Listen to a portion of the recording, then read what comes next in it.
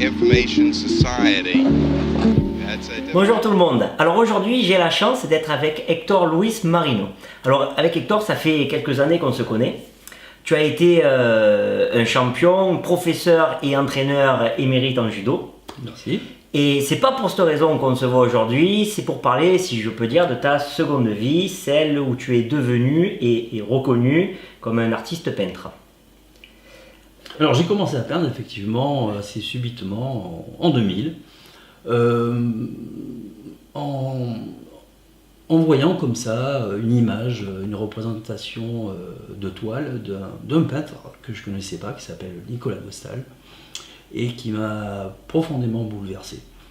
Parce que je ne voyais que des taches, mais quelles taches quoi. Et je me suis demandé comment de telles taches arrivaient à procurer autant d'émotions. Alors j'ai commencé à travailler comme ça, sans prétention, et en quelques années j'ai eu la chance de pouvoir faire une première expo, puis une deuxième, et puis c'est venu comme ça. Alors aujourd'hui, si on te suit un petit peu sur les réseaux sociaux, on voit que tu as plusieurs styles. Est-ce que tu peux nous expliquer ces différents styles ?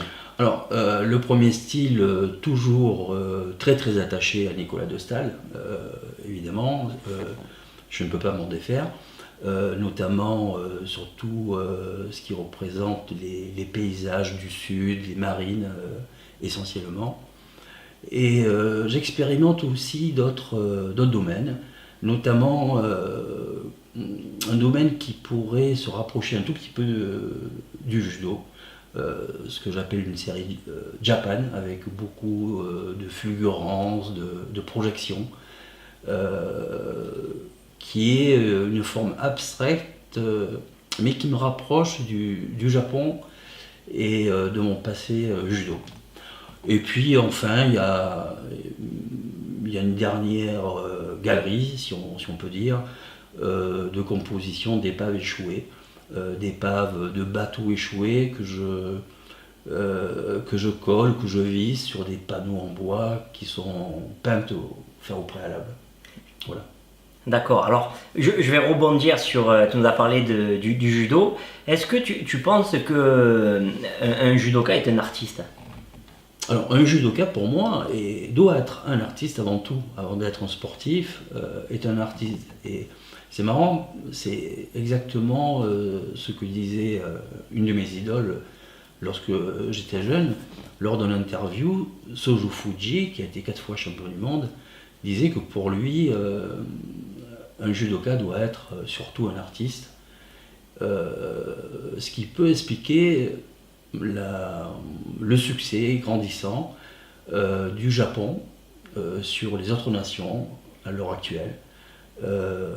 Parce que leur objectif absolu est de pratiquer le judo dans sa technicité la plus pure, quoi, en laissant de côté, non pas de côté, mais en deuxième plan tous les aspects qui peuvent paraître physiques, psychologiques, etc.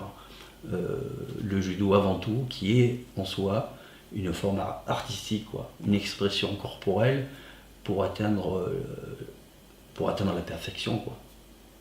Alors ça c'était la parenthèse judo. Maintenant on va parler de ton actualité. Tu as exposé dans toute la France, tu l'as dit, et aujourd'hui alors ? Oui, alors j'expose un peu partout en France. J'ai exposé aussi quelques fois à l'étranger. À l'heure actuelle, je bosse beaucoup avec des marchands d'art qui me représentent un peu partout. Et puis je fais des expositions, et d'ailleurs ma prochaine exposition personnelle aura lieu à Sanary dans quelques jours, en fait dans une semaine, du 16 mars au 27 mars, et le vernissage étant programmé le samedi 16 mars, à Sanary-sur-Mer, sur le port. D'accord, alors vous avez compris, vous êtes tous invités donc, à la prochaine exposition d'Hector Marino. Vous pouvez le suivre sur ses réseaux sociaux, tous les liens sur les commentaires de la vidéo. Et écoute Hector, merci de nous avoir reçus et à avec bientôt. grand plaisir. Voilà, pour de nouvelles rencontres. Au revoir. How do I feel about being a member of the Information Society? That's